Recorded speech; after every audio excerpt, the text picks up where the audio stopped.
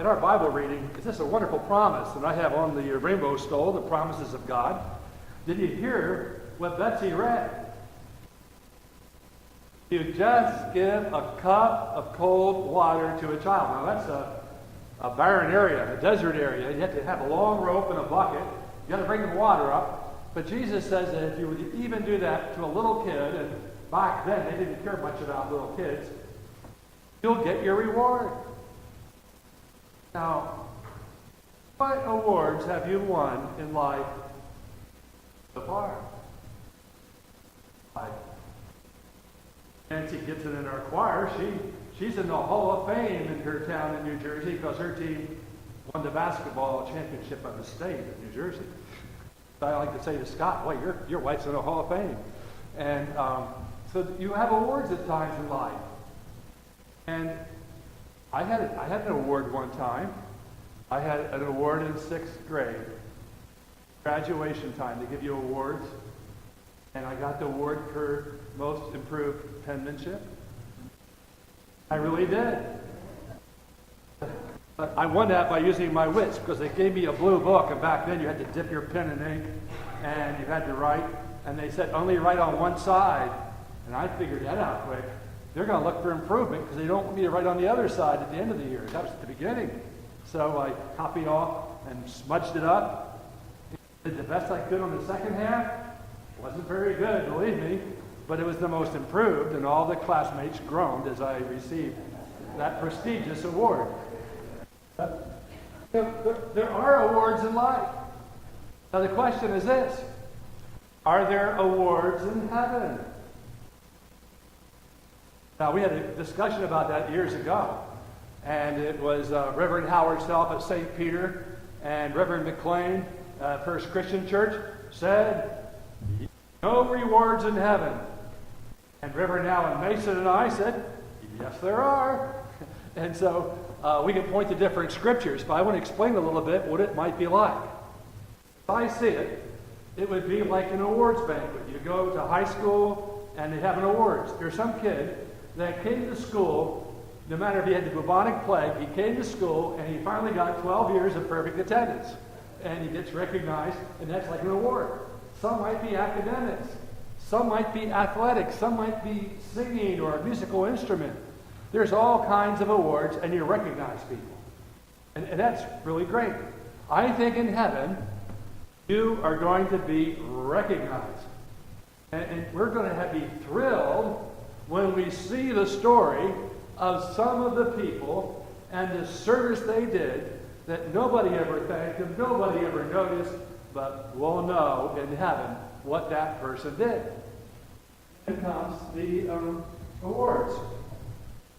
I'll get one like this and say, Pastor Ed, you people had such a good sleep in your sermons. We want to give you this little memento.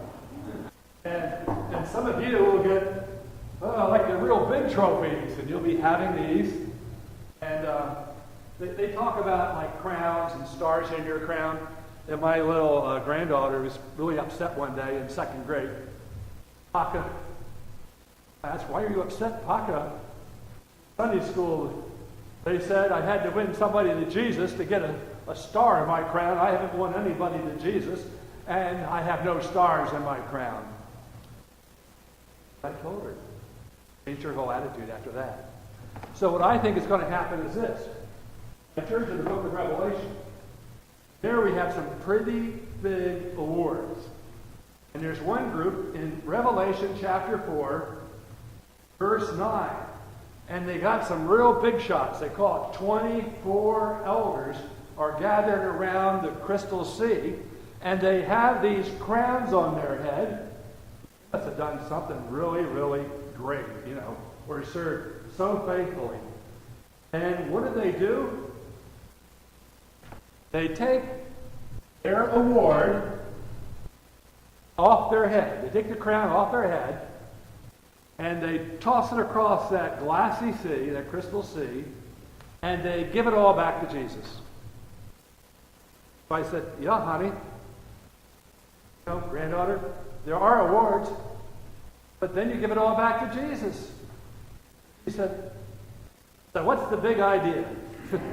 That's what she said. So, but there are rewards. Jesus said there's a reward if you can just do a little thing. And when you think about it, that's all you can do. Write a letter, you can make a phone call, you can offer a listening ear, a helping hand. It's a little thing. And Mother Teresa says you do a little thing with a lot of love. In fact, if you do a big thing and there's no love in it, it doesn't count with God. It says that right there in 1 Corinthians 13. I can move a mountain-sized problem with my faith, and if I don't have love, I am zero in God's eyes. It also said that it has to be love. It has to be love to count. That's an interesting point. Now, Jesus says if you give a cup of water to a little child, it's the same as giving it to me, and there is a reward. Have you noticed that when you do something for somebody else, and it's from the heart, you're able to receive it, how do you feel inside? Dan Kingery, when he was off in Malawi, he did 235 wells in 2 different years, total. But he had such a reward when people were so happy to see him, and they were so grateful. When I went over, now they do about 2,600 wells a year. When I went over, we did 42 wells. We thought that was really big. But my reward came this way. A lady was coming in from the fields. She sees the well. Oh, I just got my reward just seeing that. Wow. You could see that. That made a possible difference. I remember one of our church family gave a big chunk of money at the close of her life before she died at the Cascade College for scholarships, and one of the rooms is in honor of she and her husband, and that was Jane Pfeiffer.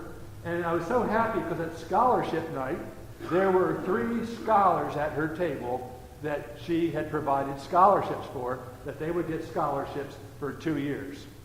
That's really cool. She was able to give it, and she could see the result and see the kid right in front of her. There's a blessing that way, too. There's something about being able, and the Bible says this, Genesis 12, God says, I'll bless you. That means, are you open to receiving? Is your heart open to receive? I'll bless you so that, Pastor Ed, you can keep it all to yourself? No. That you then can bless others.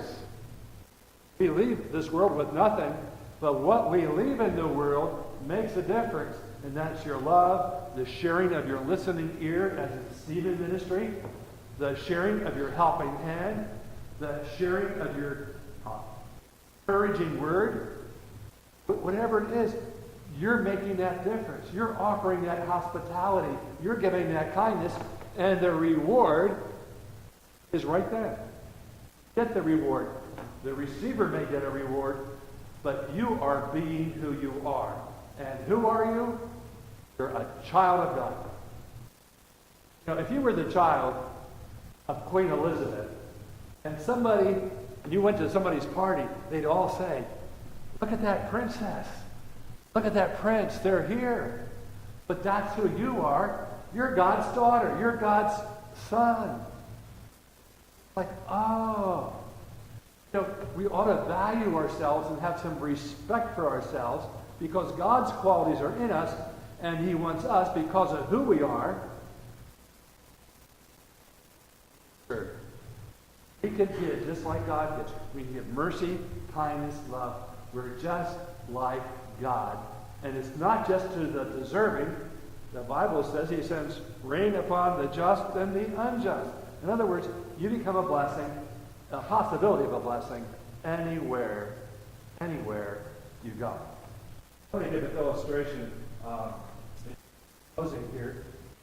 The illustration comes from, if I can find my book here, comes from a book of the very first person who died, came back to life, that was documented. Back in 1942, And this gentleman was in the military, and he caught pneumonia. They brought him to the hospital, and the chart said he died of double lumbar pneumonia. And they had a sheet over him. Now, what had happened, he had a vision during that time, but an orderly felt nervous about it and said, can I give him one of those adrenaline shots? And they stuck him and put the adrenaline in, and he jumped back to life. But he could read his own chart, but he had a vision during this time, a vision of Jesus, a vision of heaven. And Jesus said this, and this is a pretty good question. What have you done with your life? Second question. What have you done for me? Now, I like it because the guy's name is George Ritchie. He became a medical doctor later and a Presbyterian elder in Virginia. Well, I was an Eagle Scout. That was for you. What have you done for me? I was president of my fraternity. Well, a lot of his classmates had shipped off in the military. He understood then, what have I done with the love that Jesus gave me? What have I done with the love Jesus gave me? That's what we're doing with Stephen Ministry. We're wanting to expand the loving, caring ministry we have here. And part of the ministry is happening every Sunday morning when you're here. Because people are encouraged by each of you. Chance to talk, to share, and as we develop these relationships, we have friends that can stand by us in the tough moments of life, or whom we can contribute to tough times of life. I want to close with one example where now, we had a gal in the community, a Stephen minister in our church. She was going through a hard time. She started attending church, and she was head broke, and she was having a lot of difficulty, and her daughter wanted to get married. And she says, oh, it's just awful. And she's explaining to the Stephen minister, whose job is only to listen, not do chores, not to go to the grocery store, not to give money, just listen and have a prayer.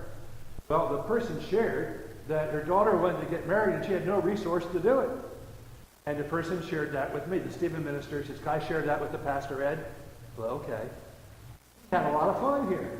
We put together a wedding for her daughter. And we had people brought their decorations in. They fixed up the chairs. We had food. We had a nice little wedding here for her. And then Mom moved off Metro East. We got a letter later on, and she was running a motel somewhere in Metro East, in the Highland area, and she wrote a thank you note. Now, thank you notes are very, very rare. We were just glad to get a thank you note. And she said, I want you to know you saved my life. She was so distraught that she couldn't help her daughter. She thought about just quitting it all. But she got hope by having the Stephen minister to listen to her, and then the help of the church family got her, and she got on her feet. But I was just so moved. Now, we don't refer heavy situations. If anybody was suicidal, a Stephen minister would not get that referral. But in that case, we just didn't know what pressure she was under. But the possibility is this. This church has the possibility of kindness, support, and encouragement. For the little kids, Pat Bateman, I just love watching his play in Broadway. I saw part of it on the Tony Awards. It was so great watching Aladdin. And his actor, who was dancing to his lyrics, won the Tony for the best musical actor. But he found a struggle in school, and then he found the refuge here with Marilyn Gluck and Sue Boswell and the youth group and the church family doing his plays here. But that's the possibility of who we are. Possibility of some love and encouragement. That's who you are. Given a lot of cold water, a lot of people. Living for Jesus. Show our love. That's the way to show our gratitude. After worship, we've had some gratitude songs. Why do we serve? We're just grateful. We're grateful to Jesus. We want to give back. And we have gratitude stones in the fellowship room. And please check out the Stephen Ministry display. Now we'll be singing our closing hymn, first and last verses, Living for Jesus. Verses